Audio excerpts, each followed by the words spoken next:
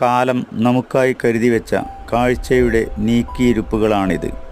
ഇത് സ്ഥിതി ചെയ്യുന്നത് തിരുനെല്ലിക്കടുത്തായാണ്.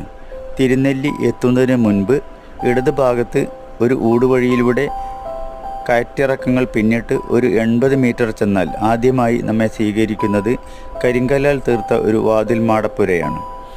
അത് കഴിഞ്ഞ് അല്പം കൂടി ചെന്നാൽ ഇടിഞ്ഞ് വീഴാറായി എന്ന് തോന്നിക്കുന്ന 2 ക്ഷേത്രങ്ങളുടെ അവശിഷ്ടങ്ങളുണ്ട്.